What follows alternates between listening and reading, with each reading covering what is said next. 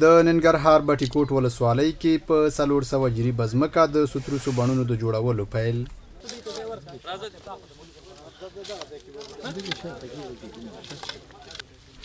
د ننګرهار کرنې اوبو لګولو او مالدارۍ ریاست مسؤلین وایي د دې ولایت په پچیراګام، هسکه، مینا، غني خیل او بټي کوټ ولسوالیو کې کرنې ریاست سره د همکاري ادارې AMP په مرسته په دغه 400 جریبه ځمکه د لیمو، مالټې، شفتالو، انارو، الوچې او سرو املوکو بڼونه جوړوي. دلته راغلي یو دغه 25 جریبه ځمکه کې باغ ده د ام په پروژې د خانه تقریبا د باغدارۍ افتتاح د ټوټل په 400 جریبه کې کیږي او د ام په برنامه د تیر په 400 کال هم د ننګرهار ولایت په 4 ولسوالیو چې هغه بټي کوټ، پچیراګام، هسکه، مینا او غني خیل ولسوالۍ دي په 400 جریبه ځمکه کې د مالټو، لیمو، شفتالو، الوچو، سرو املوکو او مڼو باغونه جوړوي. همدارنګ د ام په پروژې برنامه بزګرانو ته او بڼوالو ته د بڼوالۍ وسایل، کیمیاوي سرې او روزانیز پروګرامونه هم ورکړي. د ننګرهار ریاست تیر کال هم په 3000 جریبه ځمکه کې باغونه جوړ کړي وو او په راتلونکي کې هم یو پلان لرو چې دغه افتتاح یوه بیلګه ده. نوموړی زیاتوي د یادو بڼونو په جوړېدو سره به نه یوازې د دولت عواید زیات شي بلکې د سیمې سلګونه بېروزګاره خلکو ته به کاري فرصت هم برابر شي.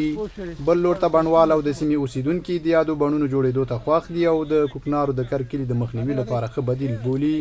دوی له کرنې ریاست او نورو مرستندویه مؤسساتو غوښتنه کوي چې د یادو بڼونو د جوړېدو ترڅنګ دي د بڼونو د پاللو او ساتنې په برخه کې هم ورسره همکاري وکړي. او دا باغونه چې وکرل شي دا د ټول ملت ته او د کلي ته او خاریو ته ډېره فایده ورکوي. په هر شي کې ډېر بهتره ده میوه. او بل داسې چې دا کوم زارجن بوټي چې الحمدلله دا وطن نه ورک شو، دغسې خوږې میوې راشي او زموږ وطن په آباد شي، املوک شي، مطلب مڼه شي، نور شي نه الوچې شي، شفتالان شي، نو دې سره زموږ وطن ډېر ښایسته کېږي او مزیدار کېږي. دغه نیالګي چې تاسو نن دلته ګورئ 100% ډاډ ورکوي. 100% که چېرته میوې کیفیت خراب وي 4 کلن د دهقان ټول تاوان موږ په غاړه لرو. ننګرهار د هیواد یو له زراعتي ولایتونو شمیرل کیږي چې پکې د کرنې او باغدارۍ لپاره ډېرې ځمکې، اوبه او نور کافي امکانات شتون لري. د کرنیزو چارو پوهان وایي که ترې د ګټې اخیستنې لپاره هڅې چټکې شي نو په دې سره به د ډېرو هغو توکو اړتیا په کور دننه پوره شي چې اوس مهال له هیواده بهر دې ولایت ته واردېږي.